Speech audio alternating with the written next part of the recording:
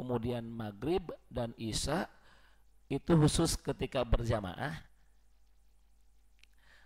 Terus bagaimana kalau munfarid, boleh nggak kita pas sendirian teh Allahu Akbar, Bismillahirrohmanirrohim, tadi tarikan suarana. Nah, Bapak Ibu tuh tinggali jawabannya, sholat wajib yang dilaksanakan Nabi Shallallahu Alaihi Wasallam itu ada yang dijaharkan bacaannya, ada juga yang disirkan. Yang dijaharkan itu adalah maghrib, isya, subuh. Tapi nanti Rasul pernah menjaharkan bacaan sholat duhur.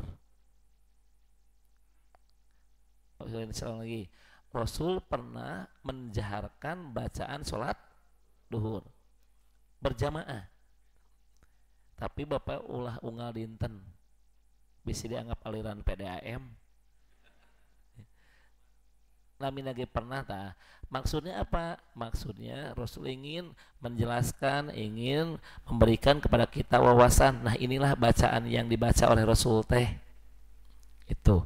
Nah, ini juga Rasul pernah kalau sendirian, boleh nggak kalau kita jaharkan nih. Nah, Bapak Ibu, tetapi itu bagaimana kaifiat Rasulullah Shallallahu Alaihi Wasallam dalam pelaksanaan sholat, di mana beliau menjaharkan bacaan pada sholat maghrib, isya dan subuh, sedang duhur dan asar beliau mensirkan. Mensirkan itu merahasiakan. Mata Ibu suka ada kata-kata sir. Sir itu artinya rahasia. Tapi kita suka salah paham.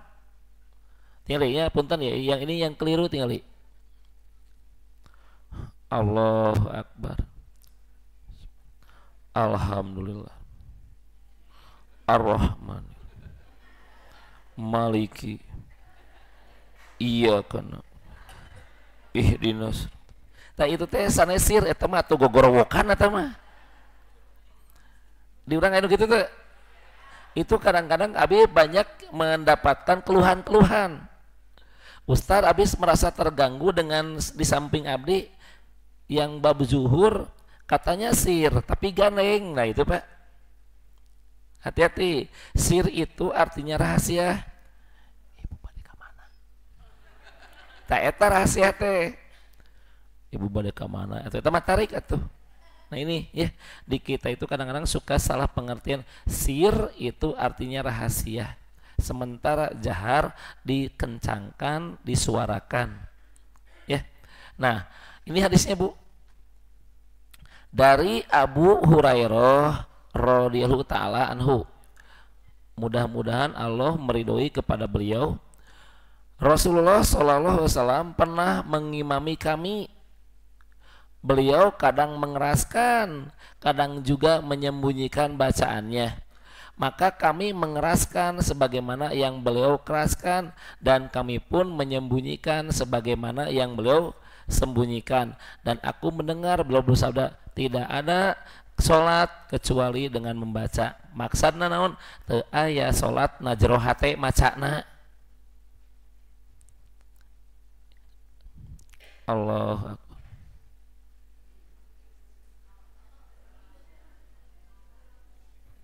Allah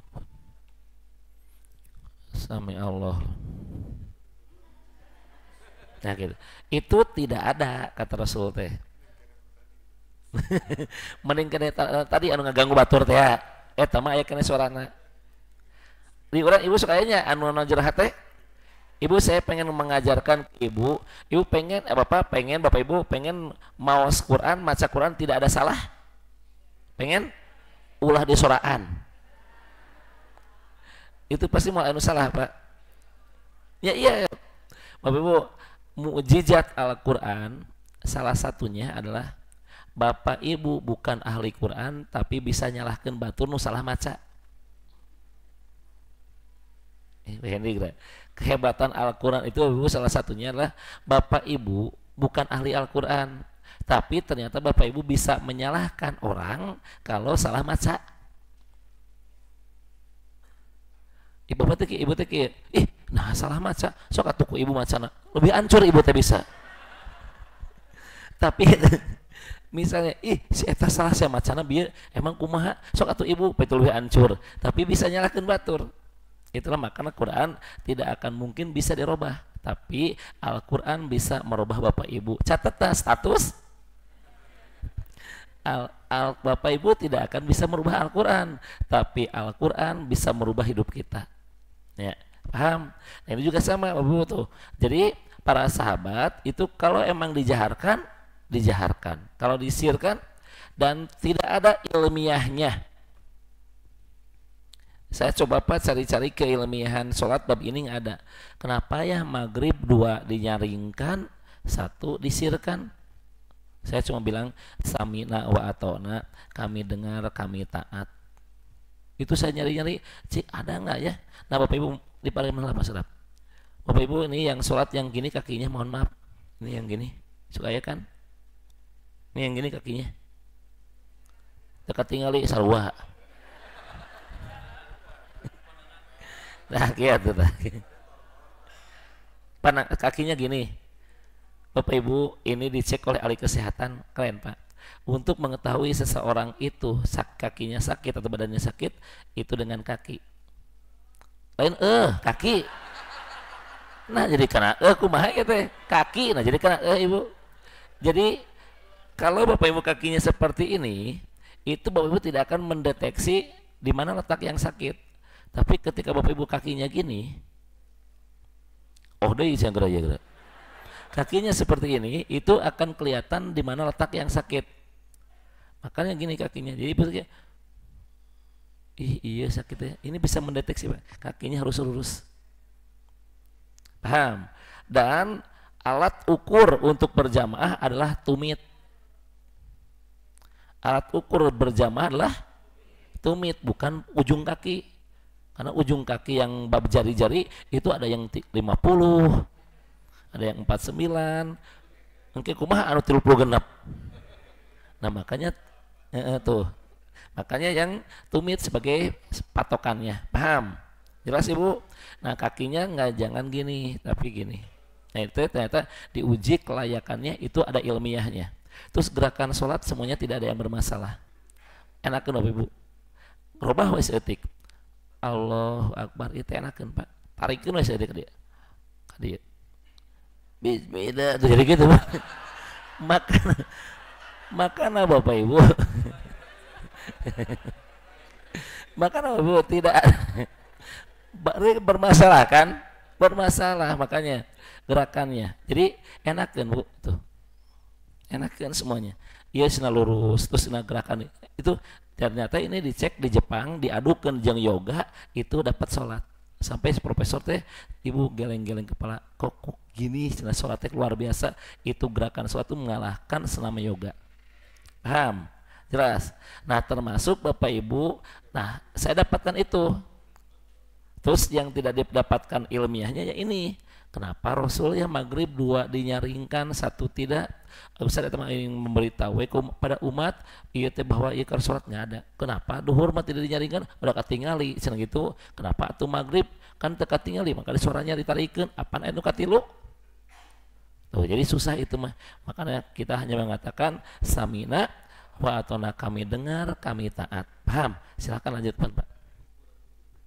Nah, kemudian Bapak Ibu, tuh yang berikutnya dari Ato, dia berkata, Abu Hurairah radhiyallahu anhu ia berkata, dalam setiap sholat dia membaca, maka sesuatu yang diperdengarkan oleh Rasulullah, niscaya kami memperdengarkannya kepada kalian. Tuh Pak, para sahabat membakat kohoyong mirip Rasul, Rasul dibaca teh pasti dibaca. Namun Rasul membaca misalnya rakaat pertama An-Naba, pasti para sahabat berusaha untuk meniru Rasulullah. Orang makan nyari alternatif. Lamun Rasul awal Quran, orang nyari alternatif akhir Quran. Rasul Al-Baqarah kita kan kuliah jeung kulhu. Itu kan alternatif, yang penting mah dina Quran we kabeh. Kan Al-Baqarah awal jeung akhirnya. Nah, kemudian kami pun memperdengarkan kepada kalian, dan sesuatu yang disembunyikan oleh Rasulullah, maka kami pun menyembunyikannya kepada kalian. Tuh, jadi namun Rasul macana disembunyikan, kami pun berusaha untuk. Jadi Pak, sahabat itulah orang yang ayat dina karakter sahabat. yang tidak pernah mengada-ada, yang lurus bimbingannya, hatinya paling lembut, paling ikhlas, itu sahabat. Dan Allah telah memilih para sahabat untuk mendampingi Rasulullah itu Pak tuh. Jadi kalau Bapak ingin hidupnya mirip Rasulullah ketika Rasulnya sudah tiada, ya udah para sahabat ikuti. Nggak usah Bapak Ibu, kalau kita ingin sukses hidupnya bagaimana Rasulullah ketika ngedidik para sahabat. Tapi kita mah tetap akan mengambilnya polanya pola barat. Padahal pola barat itu Pak banyak yang gagal. Ke anak jangan mengatakan kata jangan, bubar kabeh atau anak beringas. Hati-hati. Ke anak itu jangan mengatakan jangan, nanti otaknya rusak. Puguhan di Al-Quran banyak. Luqman berkata kepada anaknya, ya bunaya la tusrik billah. Terus Quran mengatakan la taqrubu jinah. Terus lamun keur salat ulah mabok. Itu kata jangan memakan harta anak yatim, jangan menghardiknya. Apakah itu mau dihilangkan? Beringas atuh. Jangan itu rem, Bu. Rem, tapi kalau ibu sudah mengatakan jangan, kasih solusi. Jangan coret-coret dinding. Di mana mah? Tah dina kertas. Gitu, jadi kasih solusi. Ya. Paham? Siap ya, lanjutkan, Bu. Nah, dalil-dalil Al-Quran yang menyebutkan sholat yang dijaharkan. Dari Ibnu Abbas radhiyallahu anhuma, bahwasanya ia berkata, sesungguhnya Ummu Fadl mamahna. Karena kakak Ibnu Abbas itu Fadl. Ya. Kedua Bu anaknya. Jadi gini. Nami aslina Lubaba. Lubaba ini itu adik kakak dengan Maimunah. Maimunah itu istri Rasul. Liar teh aman, oke ya. Jadi Lubaba nikah dengan Maimunah, adik kakak dengan Maimunah. Maimunah istri Rasul. Nah, Lubaba ini punya anak yang pertama namanya Fadl. Anak keduanya Abdullah. Nah, anak nu kahiji sok dinisbatkeun jadi Ummu Fadl atau Abu Fadl. Anak nu kaduana Abdullah, karena terkenal bapaknya maka disebut Abdullah bin Abbas, jadi disebut Ibnu Abbas gitu atuh. Nah, nanti ibu yang sholat berjamaahnya duaan yang ngarendeng dari orang ini. Dan anak ini itu sudah meriwayatkan hadis di usia 5 tahun. Anak jenius, Pak. Dan apa rahasianya? Ketika nginep di Rasulullah tapi omongin. Bapak yang mau kah yang pintar budakna lawan nginep di tetangganya, di saudaranya, ulah yang ngerti omongin, Pak. Kemudian si anak ini kelihatan kata Rasul teh, dia kalau pengajian kieu. Kata Rasul teh asa rada beda budak ieu mah. Terus dia bilang ke papana, "Papa, aku ingin menginap di bibi aku." Bahasa teh ente pengen nginep di rumah Rasul enggak? Karena Ibnu Abbas ke Rasulullah itu sepupu. Kalau ke Maimunah bibinya dekat ke bibi atuh. Bibi mah mahram, sepupu mah bukan mahram. Pengen nginep di rumah bibi aku, Maimunah. Karena Maimunah tadi adik kakak jeung Ummu Fadl teh. Dia menginap, dan ketika menginap ibu, kelakuannya Ibnu Abbas tuh unik. Dia nyiapin sandal Rasulullah. Kemudian nyiapin airnya buat wudu. Jadi disiapkan Rasulullah teh. Terus kata Ibnu Abbas, aku ingin tahu perilakunya Rasul, akhlaknya Rasul semalam ini. Ditungguan terus kieu Ibnu Abbas mah. Cek Rasul bangun tidurna kumaha. Maka kata Ibnu Abbas, Rasul itu ketika bangun tidur henteu ngorejat, henteu terkejut. Tapi Rasul teh duduk dan membaca alhamdulillahilladzi ahyana ba'dama amatana wa ilahi nusur, dan membaca 10 ayat terakhir Ali Imran, dan membisnya ngusap-ngusap wajahna. Terus gitu Ibnu Abbas melongkeun terus, dan Rasul teh memakai sendal yang saya sudah siapkan dan berwudu. Nah, aku pun ikut ke dia dengan cara jinjit kaki aku teh supaya tidak terdengar oleh Rasulullah. Maka Rasulullah ketika sholat aku berwudu. Nah, aku pun masbuk. Dan aku ketika aku masbuk, aku berada di samping kiri Rasulullah. Maka Rasul itu menarik telinga aku, truk memindahkannya ke sebelah kanan, dan aku tepat sejajar dengan beliau. Tak jadi lamun duaan masa jajar tah hadis eta teh ti budak umur 5 tahun, Pak. Bapak umur 5 tahun geus bisa naon?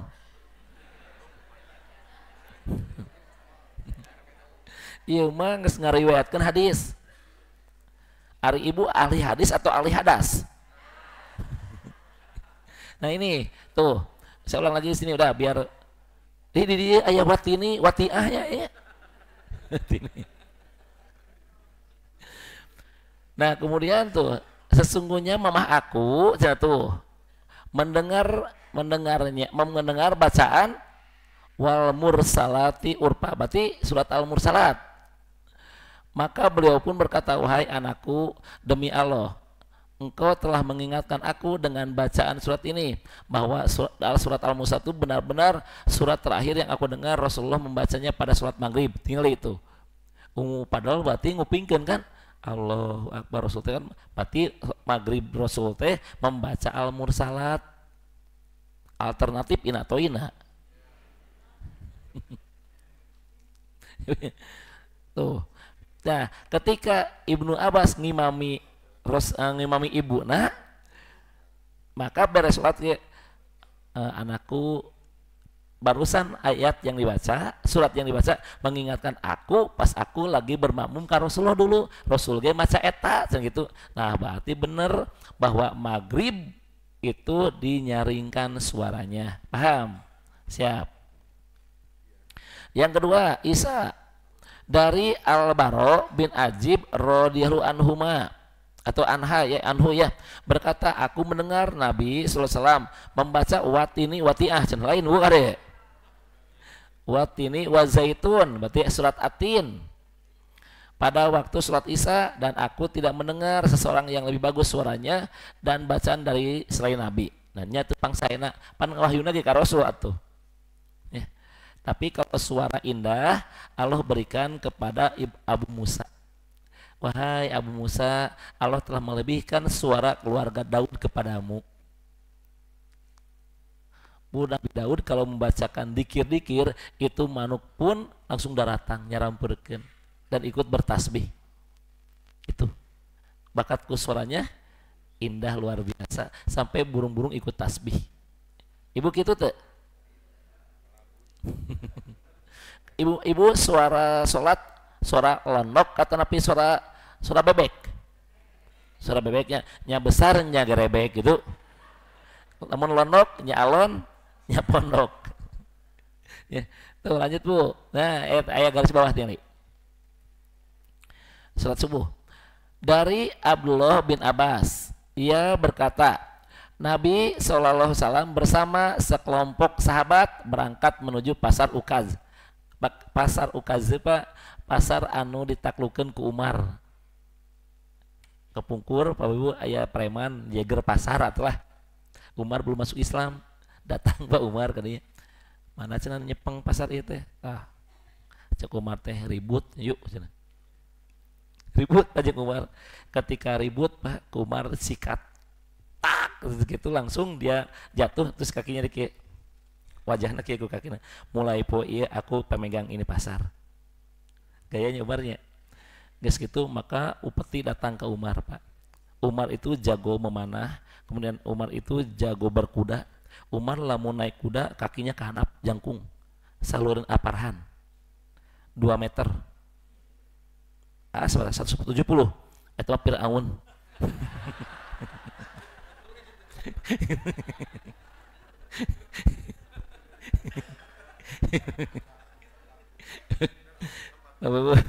Fir'aun itu 170, Umar 2 meter. Nah gagah. Kemudian ibu Umar ngengelan jelema dina pasar Ukaz, jadi satu pasar gede. Nah maka berangkatlah setan-setan tuh di yang ada di Tihamah untuk mendatangi Nabi SAW dan para sahabat. Beliau yang sedang berada di pasar Ukaz. Saat itu beliau dan para sahabat sedang melaksanakan sholat subuh. Ketika setan-setan itu mendengar Al-Quran, mereka menyimaknya dengan baik hingga mereka pun berkata, demi Allah, inilah yang menjadi penghalang antara kalian dengan berita-berita langit. Dan perkataan ini pula yang disampaikan ketika mereka kembali kepada kaum mereka. Lantas mereka berkata kepada kaumnya, wahai kaum kami, sesungguhnya kami telah mendengarkan Al-Quran yang menakjubkan, yang memberi petunjuk kepada jalan yang benar, lalu kami beriman kepadanya, dan kami sekali-kali tidak akan mempersekutukan seorang pun dengan Allah. Nah, surat jin Nabi tadi bacakan ke Rasul teh. Berarti Rasulullah di surat Fajar baca surat jin. Maka kemudian Allah menurunkan wahyu kepada Nabi, katakan wahai Muhammad, telah diwahyukan kepadamu bahwasanya tuh ada sekelompok jin itu keur ngarupingkeun. Jadi pas Rasul teh keur salat subuh, jin teh wih kerennya eta bacaan tuh nya. Nah, yakni contoh hadisna Al-Bukhari berarti subuh teh jin ge ngupingkeun tarik teh sorana. Tarik ya. Nah, berarti Bapak Ibu Rasul teh kemacakeun. Makanya di dieu Bapak Ibu aya hadis naon? Apabila imam lagi membacakan surat kupingkeun, da eta teh Rasul teh keur dakwah kitu atuh. Jin ge ngadangukeun sapan ieu menyimak. Bapak Ibu kalau macanya imam maca Al-Fatihah, ibunya diam. Imam maca surat, ibunya berisik. Padahal jin ge mendengarkan. Nah itu ya, nah, diurang menjadi balap oge-nya. Nah Bapak Ibu tuh dari berbagai keterangan sebelumnya, maka dapat disimpulkan bahwa sebab menjaharkan itu bukan karena berjamaah. Da awalna aya tadi Bu Rasul teh keur salat sorangan, Allahu Akbar aya. Namun cenah kata Ibnu Fadl abi mah ngupingkeun eta teh bu kasusna teh belum tentu berjamaah eta teh ngupingkeun teh. Cuma Rasul teh memperdengarkan tah ka jalmi tah ieu bacaanana. Nah, berarti menjaharkan teh bukan berarti harus berjamaah. Kartos teh ngan emang Rasul yang nerangkeun tuh, tapi karena Rasul menjaharkannya pada waktu salat tersebut baik dalam keadaan berjamaah atau munfarid. Engke ku Aisyah dikupingkeun aya. Allahu Akbar. Bu Aisyah mah ngapalkeun bacaan salat tina Rasul salat. Saking unggal poe dibaca eta Aisyah katalar. Itu. Terus Bu Aisyah mah kadang-kadang lucu. Rasul teh lamun keur salat, Pak. Ya. Tah jiga kieu tah mirip Aisyah ieu teh. Laras Bu. Ngan cuma abi posisinya di dia. Sampainya gitu. Allahu Akbar. Yang ngunyar lah kenapa ini Rasul pas Rasul mau ruku angkat pas sujud abi kayak begini diciwit Aisyah teh sampai nanti Rasul berdiri gitu kan di jika nuhur ya ke Rasul teh tapi Rasulullah ngemuk teh manja nu kieu teh Bu cobaan cobaan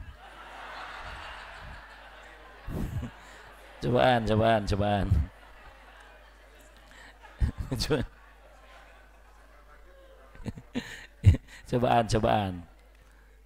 Nah, ieu teh banyak pelajarannya. Apa pelajarannya? Satu, bersentuhan dengan pasangan teh teu batal. Hiji, itu amun batal mah Rasul meureun kieu atuh nyiwit ge batal. Nah, berarti emang lamun ternyata istri sampai nak kieu teu kudu galak. Rasul mah lemah lembut ciwit tek. Berarti menang. Wan budak bangor tak itu. Urang kieu. Kan urang mah jadi galak ka budak. Jadi bapak aku kayak setan salatnya barusan melotot. Nah itu ya Bapak Ibu. Sip, jelas? Banyak Ibu pelajaran salat mah resep Ibu. Jangan teu kaku. Ustaz cenah abi malam ulah salat teh husu teu ingetna naon pingsan eta mah. Ibu anu gitu kan ya. Alhamdulillah tadi mah cenah abi salat teu ingetna naon eta pingsan atuh. Ibu Rasul pernah ngupingkeun budak cerik? Rasul pernah ngupingkeun budak cerik? Pernah tuh. Allahu Akbar. Rasul mau panjang bacaannya tiba-tiba budak nangis. Maka Rasul langsung mempersingkat bacaannya. Nu tadi mah 100 ayat jadi 10 ayat misalnya teh. Beres salat, kenapa Rasul Anda langsung beres salat? Aku mendengar aya budak cerik bisi eueuh indungna. Rasul teh pangalusna salat masih ka kuping, urang can husu teu inget naon atau pingsan gitu. Ini. Berarti kalau ka kuping budak sirik wajar? Nu teu wajar mah ngupingkeun. Ayah nitipnya si ade mama hek salat heula esok teh nitip. Ibu teh salat. Allah budak sirik pasti ngoprek handphone da kolotna eta. Si ayah bika sebeulunana moal aya duanya. Tak eta teu menang mah. Kartos bu eta nu teu menang mah. Wewe oh budak sirik hep. Kartos. Allahu Akbar. RE King Ninja ieu teh nya. Tapi da soal RE King mah teh kita pereus kieu mah. Ieu mah curiga ninja ieu teh, tapi ninja nu butut jiga teh ieu teh. Itu nu teu menang mah. Lawan kieu ngeng enggak kuping wajar. Itu. Paham? Itu yang disebut husu. Urang husu teh cenah. Alhamdulillah ami cenah salat teh husu teu ka kupingna naon. Atuh Masjid Agung ulah di kota atuh tuh di leuweung ayana. Itu ya pangsaena salat Rasul teh Bu ya. Sok lanjutkan. Nah, jadi kesimpulannya salat munfarid yang bacaannya jahar itu lebih utama dijaharkeun sorangan ge boleh. Ngan ulah tarik teuing. Bismillah bro. Biasa we atuh. Dakar sorangan ya. Biasa bismillahirrahmanirrahim. Alhamdulillahirabbil alamin gitu. Artos ayana salat ayana Quran teh aya. Nah Quran ke janganlah engkau mengeraskan suaramu Muhammad ketika sholat, tapi ambil yang pertengahan, temenang gogorowokan, temenang disirkeun teuing, ambil pertengahan tuh ya. Jelasnya. Jadi kesimpulan anak, ibu boleh lamun sholat sorangan, nah bacaan sholatnya dijaharkeun lamun bacaan anak ge jahar. Tapi lamun siang temenang, karena ulang lagi bisa salah paham ya nih. Ulah malaweng. Bapak Ibu boleh menjaharkan bacaan sholat meskipun Bapak Ibu sendirian yang sholatnya jahar. Yang sholatnya jahar itu maghrib, isya, subuh itu boleh. Karena ibu-ibu tidak ke masjid, paham? Tapi jangan terlalu kencang, dinormalkan aja lah. Kenapa jangan terlalu kencang? Isin in atoina atau surat?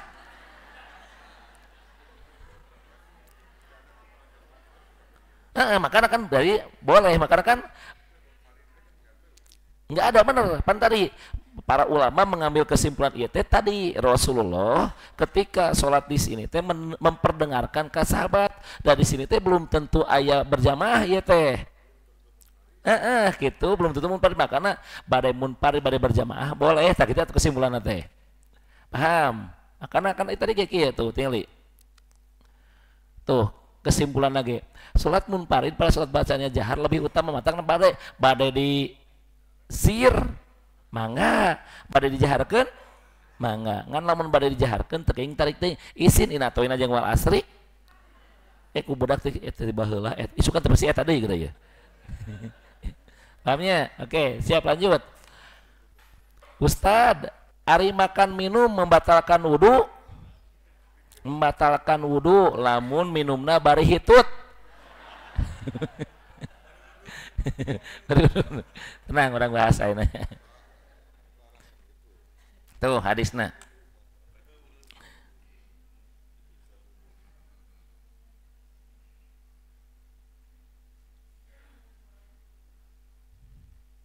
Kenapa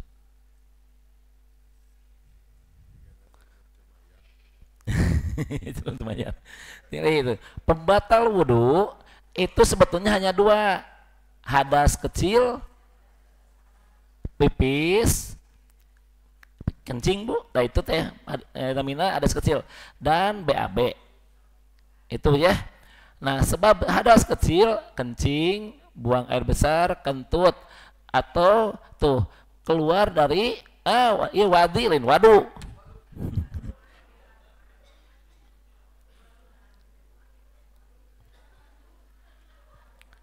Gas masuk ke mana-mana, masuk ke mana-mana.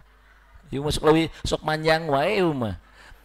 Wadi itu adalah air yang keluar bekas pipis. Ya. Air yang keluar bekas sok kayak nah itu teh namina wa. Kalau madi itu adalah cairan yang bening yang keluar ketika terangsang atau kecapean. Tiba-tiba bapak-bapak jemlong, ih naon itu ya. Nah dicium, henteu hangser. Tenang, tenang, ibu tenang. Ibu mau ngalaman, tenang, tenang, iya tenang. Atau ibu jadi sok penyelidik gituan. Iya mah bapak-bapak tenang, nanti kita jelaskan dulu bentar. Gimana? Bau hangser? Henteu, tapi jemlong. Nah, kan mohon maaf, air mani nggak seperti itu. Nah, mohon maaf, ini kalau nyampe ke spray itu najis. Madi. Saya ulang lagi, ulah malung. Itu sok saya salah paham ya, kita salah nyampaikan deh. Tenang. Wa itu adalah cairan yang keluar ketika beres pipis. Suka yang sedetik, itu namanya wa.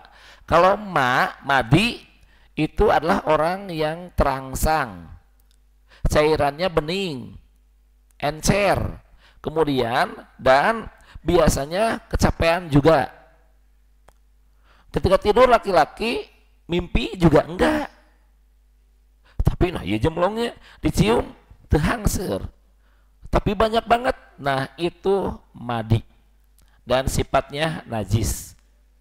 Dan apabila ia karena spray, maka spraynya harus dibersihkan dari najis. Bade eta mah dicuci mangga, bade diganti kuno anyar mangga, terserah ibu. Yang penting mah itu ganti cuci. Paham? Terus karena kasur, bersihan kasurna sampai hilang baunya. Paham? Kalau air mani mah teu najis, ngan wajib mandi. Kalau mandi dan wadi itu najis, tapi teu wajib mandi. Cuci we kemaluanana, geus bersih wudu. Paham? Kalau mandi dan wadi itu najis, cuci kemaluannya, wudu. Paham? Dan spray yang terkena itu najis, bersihkan. Sementara mani itu tidak najis, namun wajib mandi junub. Paham? Seandainya air mani itu najis, maka anak ibu najis kabeh.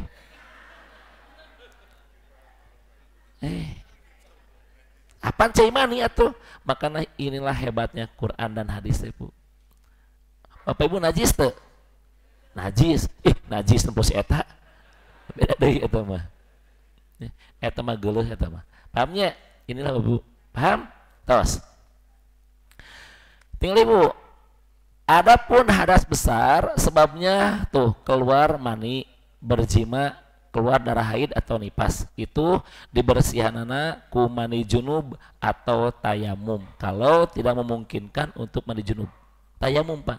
Tayamum itu membersihkan hadas besar, hadas kecil. Di zaman Rasul ada yang telah berjima, tiba-tiba taya cai, maka gulang-guling na taneuh. Ya itu cerita, iya kan cerita nah. Gulang-guling, dia keberlok ya Bu, dah karena ingin bersih. Yang satu lagi dia tayamum, maka sampaikan ke Rasulullah, kamu yang ini yaitu kamu dapat dapat satu pahala. Kamu sesuai contoh Rasul. Rasul tadi carikan karena dia beristihad awalnya dan belum ada hukum. Pasti tanyakan ke Rasul, salah nuki teh. Tapi kamu sudah melakukan tadi usaha, menang hiji pahala kamu. Masuk sesuai contoh Rasul, kamu dapat 2 pahala gitu. Ya. Jadi bahwa tayamum itu membersihkan hadas besar, hadas kecil. Lanjutkan Bu, Nili. Wahai orang-orang yang beriman, apabila kamu mau sholat, tah wudu. Iya, hadas kecil tadi bersihkan aku, iya. Nah, ayatnya ini hadapna. Adapun makan minum itu tidak termasuk pembatal wudu. Berikut dalilnya dari sahabat Ibnu Abbas radhiyallahu anhuma. Aku pernah melihat Rasulullah sallallahu alaihi wasallam makan daging yang masih tersisa di tulang. Jadi makan orang daging ayam, daging sapi, kan pas dimam daging ayaknya tulang sekaya. salit deui. Nah, tapi tulang kambing itu cenah daging kambing. Kemudian beliau mengerjakan sholat tanpa berkumur-kumur dan menyentuh air. Nah, geuningan dalil tuh hadis sahih. Jadi bu kieu Rasul teh disadiakeun tos lah gampang nama atuh nasi kebuli we tuh. Atas teh nanti ibu beres kajian ini akan disiapkan langsung nasi kebuli dalam dalam hati. Jadi beres ngaji, apa ya, beres sholat maghrib, Rasul teh makan-makan. Nah, paham? Kan langsung ke Isya, misalnya ke Isya teh kan makan menelaminya setengah jam ya. Udah langsung pada ngobrol. Ngong adat Isya, Rasul teh mohon maaf, teu wudu, teu kukumur. Langsung ngimaman, tah kita tuh. Berarti makan minum ini tidak membatalkan wudu. Kewe para ulama bilang kieu mam daging nu kumaha, lamun daging yang dimasak jadi kalinya kira teh.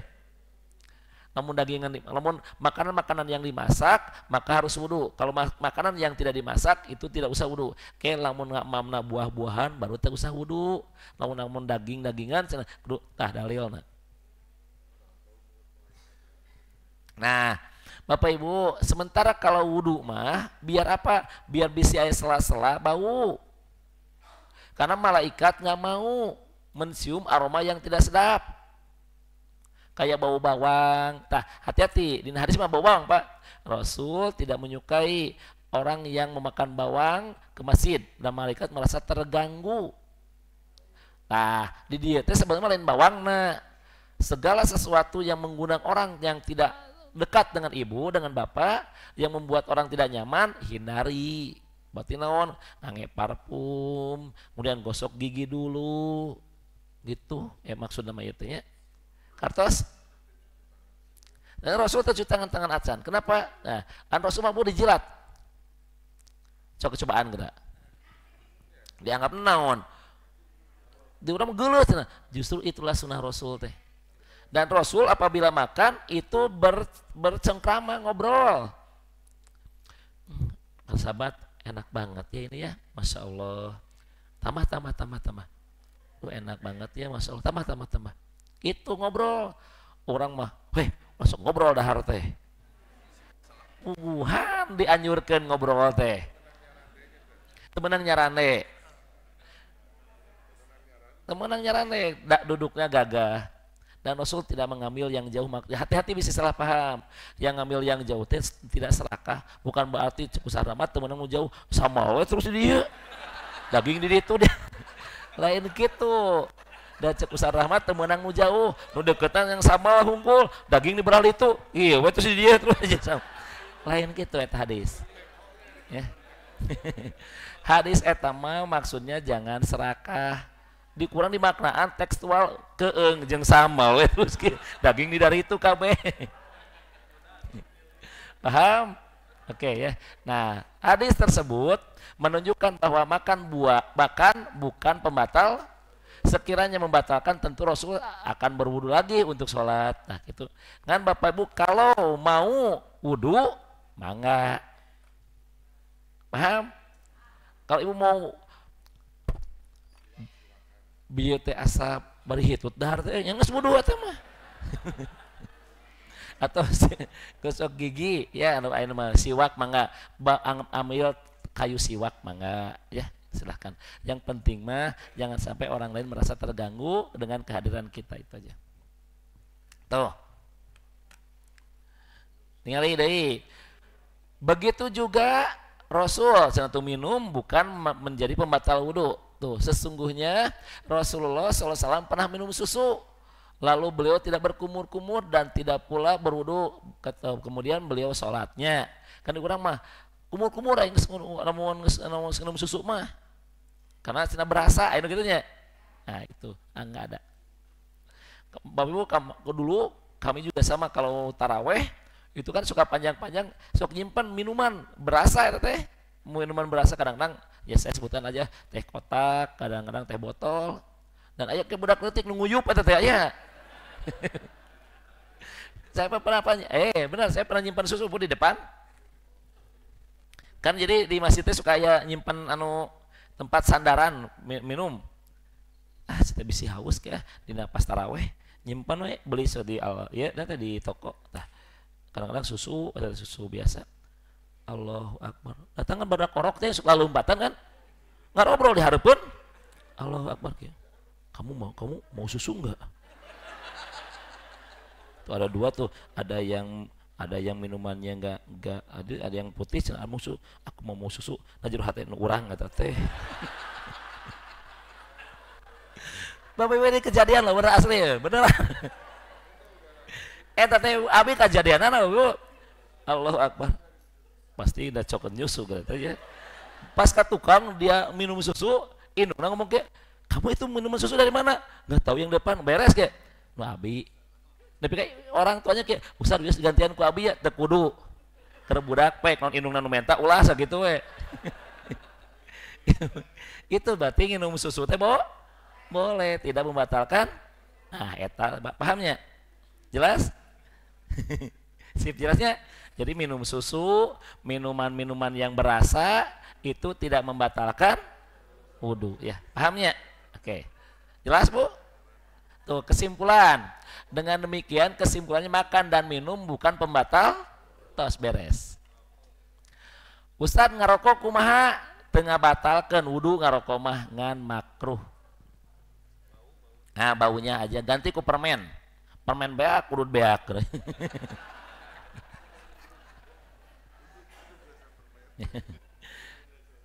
Terus, nah ini juga sama. Banyak Bu, Pak. Itu banyak permasalahan-permasalahan yang muncul ke redaksi TV One Bu itu Bu. Maka harus dibahas. Pan kieu Bu, ari salat di Masjid Haram dengan di tanah haram, cenah sama enggak tuh? Tuh sama jawabanna. Urang bedahnya ayeuna. Tingali.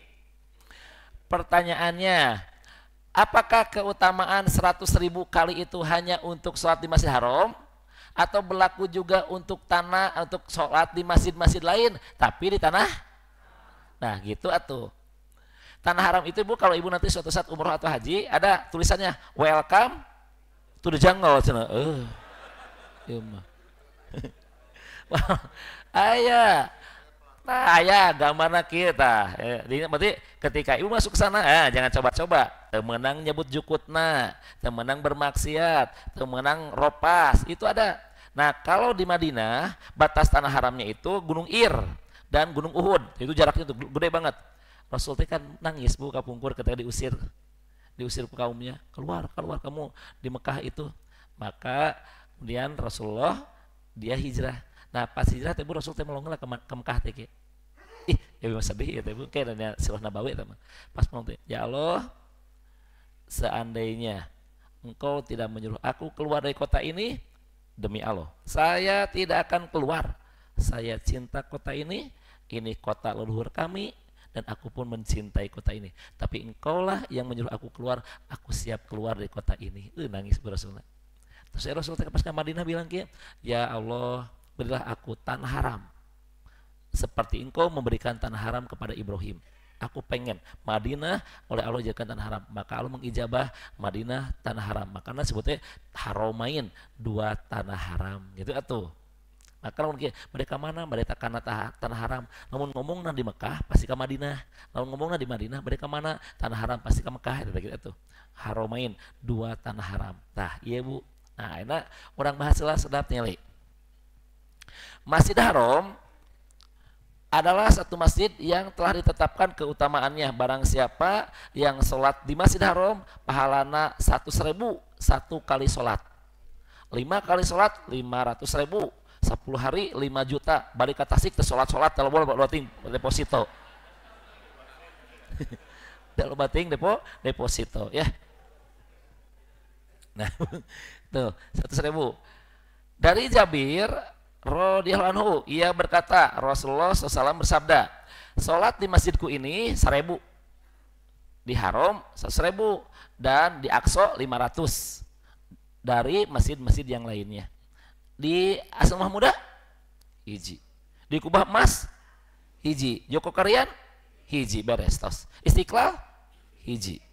Tidak ada kelebihan kecuali ke sini. Makanya kata Rasul, janganlah kalian bepergian kecuali ketiga masjid ini. Aqsa, Haram, dan masjidku ini Nabawi. Paham? Lamun bisa mah kadinya heula. Boga duit nabungna kadinya heula. Nah Ustaz, kami pengen ibadah haji tapi terlalu lama, umroh heula. Pas umroh teh udah, nah baru nungguan di ditu pek kanu lain mah. Ustaz Aqsa kan keur bermasalah ayeuna. Ya udah tuh ka Korea. Mau ketemu dengan opa-opa Shincha Otoke. Atau mau ketemu dengan Kim Jong Un sok atuh mangga. Ya tuh. Kedua, hadis itu menunjukkan bahwa sholat di Masjid Haram memiliki keutamaan tersendiri dibanding masjid-masjid lainnya. Keutamaan tersebut hanya berlaku untuk masjidnya saja. Tapi yang komplek. Politik bener. Nah, makanya itu, oke, siap. Bapak Ibu, itu sesuai dengan perjanjian kalau mau dijadikan masjid. Itu rumusnya. Siap. Lihat Bu, anu disebut masjid itu mana Bu? Sadap bisa salah paham ya. Dia anu disebut masjid mana? Ketika Bapak Ibu masuk ke area dalam. Zaman Rasul mah kecil. Kayak keputusan masjid akan mengalami perubahan tuh. Ditetapkan sepakat baru melebar. Eta disebutnya masuk area Masjid Nabawi. Keputusan deui udah sepakat ya mah. Paham? Dan sepakat lagi untuk seorang kumpul semua ahli agama. Sesuai dengan keputusan-keputusan namun kayak boleh teu teu ngalanggar makan di Masjid Nabawi masih aya bangunan Rasul yang warna hijau di atas. Makanya make keputusan ieu mah. Kartos Bu. Ieu ayeuna lamun ieu masjid mau disebut masjid teh di luar mimitina berarti teras masuk. Kartos ngan ibu ketika masuk masjid ibu maca doa di mana? Bawa buat maca tadi oge geura.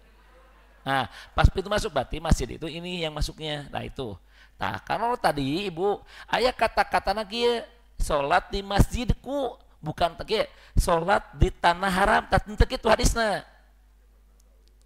Kartos teu? Wehna hilas sedap. Lihat. Salat di masjidku. Kartos teu? Nah tadi kan sholat di masjid haram. Kartos. Pantek ya Rasul tadi. Barang siapa yang sholat di tanah haram, meskipun bukan di masjid haram, kartos, maka pahalanya sama seperti sholat di masjid haram. Kartos teh? Jelas tak gitu? Nah Bu, kalau hadis mah kudu aya namina teh qorinah, kudu aya penjelas. Sementara tadi menyebutkan tanah haram mah hak nyebut lagi di masjidku ini tanah haram Madinah teh Uhud sampai Gunung Ir ageng teh luas buat teh tapi lamun sholat dirinya mah tersegah di Masjid Nabawi kade dan Rasul nyebutkan lagi di masjidku ini karena teh jadi yang berlaku untuk kelipatan ini mah.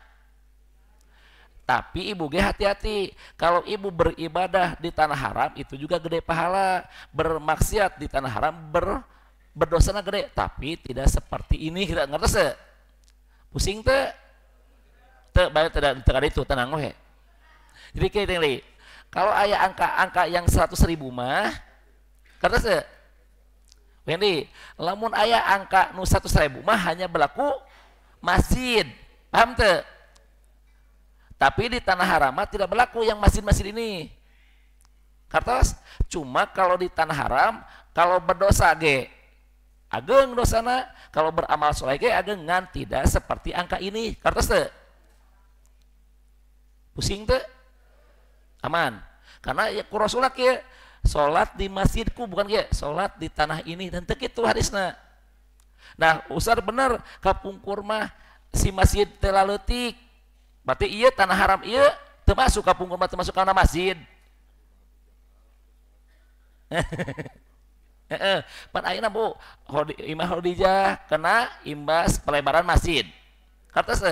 Karena itu merupakan suatu ketetapan untuk saat ini. Masjid mengalami pelebaran. Sepakat. Berarti ngageser tah ayeuna mah. Karena itu mah merupakan suatu keputusan bersama. Jadi masuk karena masjid.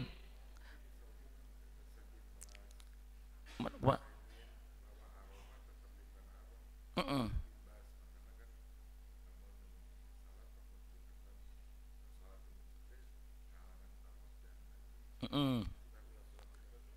Mm-mm. Tah tanya, oke lah orang. Oke, siap nanti. Siapa Bu, kan kalau di sebagian orang ada yang mengatakan tanah haram itu juga gede pahalana. Jadi, nah, ya dibaca. Ya, lihat Bu. Nanti kita akan cek apakah Ustadz bener nggak lamun kita sholat di tanah haram tapi bukan di masjid haram itu pun gede pahalana dan nilainya sama dengan 100.000. Dan untuk saat ini saya tidak mendapatkan hadis itu, tapi kalau ada, nah Aparhan mau ngirim ke saya, Ustaz nanti saya kirim literaturnya, saya cek dulu. Soalnya kalau lihat ke hadis mah Rasul langsung jelas sholat di masjid bukan di tanah karena nah itu. Tapi nanti ada pendapat Ustadz yang penting mah di tanah haram we. Nah kalau di tanah haram berarti tanah-tanah haram dia masuk karena iya area iya paham.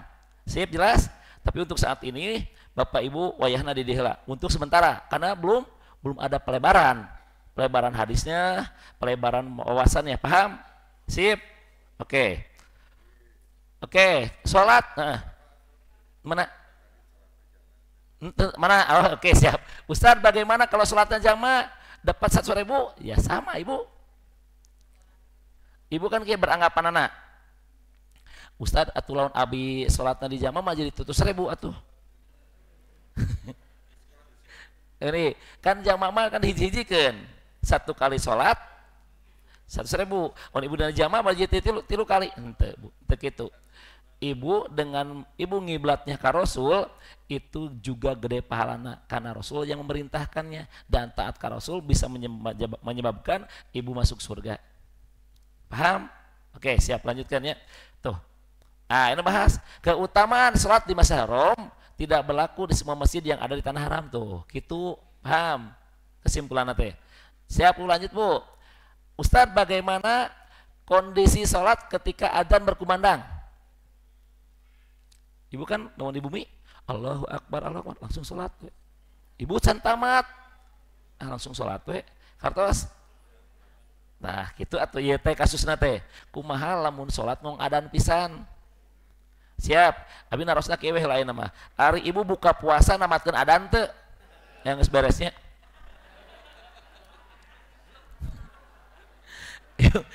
Wene ari ibu buka puasa ngantosan adan beres teu? Mangong adan teu? Allahu Akbar, Allahu Somad. Allahu Akbar, Allahu Akbar. Pas minum teh, ieu mah nuju ngetes mic. Ya Ibu, tuh. Saya mendengar azan berkumandang di masjid terdekat. Tuh baru Allahu Akbar pertama. Lalu saya memutuskan untuk sholat di rumah dengan mengumandangkan iqomat. Ada tecan beres langsung Allah Akbar nah gitu langsung sholat we dan mungkin dia aya keperluan kartos teh nah cenah boleh teh eta teh acan beres ngomong boleh ibu hati-hati saya bisa jadi Bani Israel ya mendahului nabina meskipun cara yang ditanyakan itu bukan cara yang terbaik tah nanyakeun eta ge salah tetapi cara itu sah.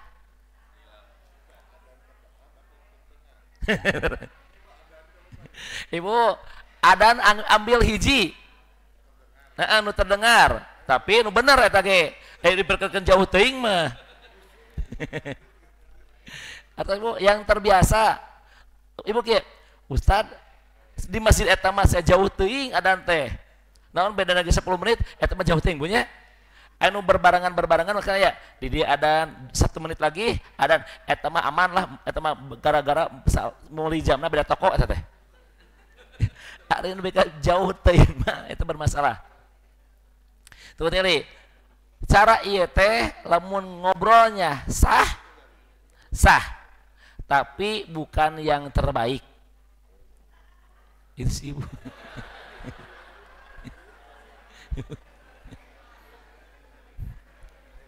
Paham Ibu? Cara seperti ini kalau kita ngomongnya sah, tapi bukan yang kenapa? Karena ada anjuran dari Rasulullah apabila ada seseorang yang adzan, kita wajib, bukan wajib atuh, kita dianjurkan untuk mendengarkan dan membalasnya sesuai apa yang diucapkan muadzin, kecuali hayalah sholah hayalah falah, itu anjurannya. Sementara dia langsung sholat, itu teh sebetulnya sah, namun bukan cara yang terbaik. Paham? Tuh lanjut Bu, tinggali. Nah, tinggali lah. Tuh. Ini dalilnya dari Abdullah bin Amr, sesungguhnya ia mendengar Rasulullah SAW bersabda, jika kamu mendengar tukang azan beradan, ucapkan seperti yang diucapkan muadzin. Kemudian hendaklah kamu membaca salawat atasku, karena siapa yang membaca salawat atas aku, Allah akan memberikan rahmat atasnya 10 kali lipat. Jadi salawatnya ke Nabi lain ke Alpan. Salawatin aja dulu ya jadi kadinya atuh dah. Nempo imah salawatin bade pegang naon atuh kadieu tah salawat mah. Nah tuh tina Bu, karena itu suatu kedudukan yang di surga yang tidak layak diberikan melainkan kepada seorang hamba Allah, dan aku berharap agar akulah ada di sana. Maka barang siapa meminta kepada Allah wasilah bagiku, maka halal itu halal atasnya syafaat. Ya, tuh jadi Ibu dianjurkan kalau ada yang adzan mah dijawab. Ingat, itu pun kalau Ibu dekat rumahnya. Aikar di jalan mah teu kudu. Teu. Ya bari aktif Allahu Akbar urang teh Allahu Akbar Allahu Akbar. Ai bukan make mobil mah Ustaz, bagaimana kalau adzan rekaman? Itu tidak ada kewajiban menjawab. Da eta mah rekaman. Ibu ge make rekaman we tuh. Ibu ngajawab Allahu Akbar. Itu adzan kitu keur sarwakeun teu taya. Jadi adzan yang rekaman itu tidak ada kewajiban menjawabnya, tapi adzan yang langsung kayak di sini, Ibu di sana tah lagi beli kain ke gudang, di sini yang adzan, adzan aparan kelas sarapnya abi moal ka meser urang ngupingkeun adzan gitu. Allahu Akbar Allahu Akbar Allahu Akbar Allahu Akbar gitu. Keur wudu, naon keur wudu langsung we bisi kabesekan ku cai gitu ya. Pan ngajawab adzan malah lain wajib, sunnah. Dan ini zaman Rasul aya Bu, nu teu ngajawab aya. Di zaman Umar mah Umar keur eksramah, muadzin adzan ngarobrol. Pas ngarobrol beres adzan, Umar innal hamdalillah baru jarempe repeh gitu, menunjukkan bahwa menjawab adzan itu hukumnya sunnah muakkad, menunjukkan bukan wajib. Kalau wajib mah atuh motor kudu eureun kabeh, Pak. Allahu Akbar cicing langsung kieu. Langsung atau kudu. Nah, makanya menjawab adzan itu hukumnya sunnah. Paham? Siap. Tuh lanjutkan Ibu. Perlu ditekankan di sini bahwa kewajiban menjawab adzan itu adalah adzan yang kita akan sholat dengan adzan tersebut. Tadi dia ngajawab benar. Ibu, aya di Papua adzan teu kudu. Apan Papua mah Ibu 2 jam. Ibu macan asup di dia teu kudu. Nah, ya tuh. Dan secara khusus lagi adzan yang akan kita sholat berjamaah dengan adzan itu. Yang penting di dia langsung. Ya. Oleh karena itu Anda bukan akan sholat dengan adzan itu, maka tidak ada kewajiban Anda menjawab adzan tersebut. Maksudnya naon? Di Masjid Agung anu adzan, Ibu tidak mau kaditu. Teu kudu ngajawab. Ketika ibu kaditu kartos lain itu. Tuh. Nah, maka iya tenang, namun Jumatan kumaha gitu kan? Ya, bapak-bapak teh telat datang ya. Allahu Akbar. Asup. Bapak teh boleh langsung kieu. Allah. Boleh. Keur adzan teh. Kertas teh pan tadi. Ini ya, pan barusan keur Jumatan. Ibu-ibu mah teu kudu jeung teu kudu lieur deh. Deui mah bapak-bapak ngong adzan, bapak-bapak teh telat langsung ke masjid. Allahu Akbar sah. Tapi kebanyakan mual. Kebanyakan kieu biasa sok pura-pura ngoprek celana eta biasa mah. Teu apal gegaro pura-pura eta. Nah, Bapak Ibu, padahal mah lamun langsung salat ge sah. Tapi teu meunang mendapatkan keutamaan menjawab adana tah kitu tuh. Iya kan tidak mendapatkan keutamaan menjawab adan, paham? Kalau Bapak Ibu mau menjawab, ya berdiri heula, jawab heula geus kitu, Allahu Akbar, dan sholatnya diringkas. Jangan sampai maca Al-Baqarah. Geus lah, ina atoina jeung wal asri deui atuh. Kapan ieu ek ceramah, Ibu? Kartos? Jelas? Sip ya. Lanjutkan, Pak. Tuh. Dari Malik bin Huwairis, aku mendatangi Nabi bersama beberapa orang dari kaumku, maka kami tinggal di dekat beliau, Masantren Kilat. Masantren Kilat. Beliau penuh kasih sayang dan lemah lembut. Maka ketika kami kami melihat kerinduan kepada keluarga kami, Rasulullah iya mah jika ngeus homesick gitu kan, sayang baralik, geus kangen keluargana, Rasul tinggal hoyong uih, geus masantren teh nya Rasul abi rindu geus 20 hari teh di Rasul teh masantren Kilat teh nya sok atuh. Tapi ingatnya lamun kalian azan, waktu masuk salat tiba azan. Dan di antara yang kalian tua di sini itu kalian jadi imam. Hati-hati di ieu mah hadis yang paling tua teh karena sederajat kabeh nu 20 orang teh ieu ilmuna bebarengan ngaji, hadisna bebarengan, maka nu paling kolot di urang naon? Bapak nu pangkolotna ka hareup. Melong ka tukang wios kulhu. Ya tuh. Nah, di sini Bapak Ibu tuh ya. Kata-kata tuh pal yu'azin lakum ahadukum. Maksudnya naon? Menunjukkan adab itu untuk yang berjamaah yang akan dilakukan. Jadi live langsung atuh, ya. Jelasnya? Jadi adan yang akan Bapak Ibu tuju eta nu dijawab mah. Ayeuna di Tasikmalaya adan 10 kabeh dijawab teu bisa ulah. Hiji we nu urang sambangi masjid eta. Sip. Dina kendaraan enggak usah. Jadi lawan kendaraan ya udah we. Bapak Allahu Akbar dijawab bekileutik suara nu ada begitu jauh atuh jarakna. Jadi kudu. Bapak sip. Insyaallah nanti ini di minggu depan tayangmu memakai cincin. Tayang menang teh make cincin. Teu meunang atuh make debu nu, Bu. Insyaallah di episode yang akan datang. Siap? Karena jamnya jam 7.20 kalinya Ibu mau aktivitas ya. Jadi alhamdulillah tuh di hari ini ada 3 bahasan kan ya. Tapi tadi ada yang masih mau direvisi nanti kalau ada pertanyaan yang seputar tanah haram. Sip. Kalau ada referensi silakan ke saya kan. Saya nanti baca dulu, kita bedah ya. Sip Bapak Ibu. Rabbana la tuzigh qulubana ba'da idh hadaitana wa hab lana min ladunka rahmah innaka antal wahhab. Rabbana atina fid dunya hasanah wa fil akhirati hasanah wa qina adzabannar. Assalamualaikum warahmatullahi wabarakatuh.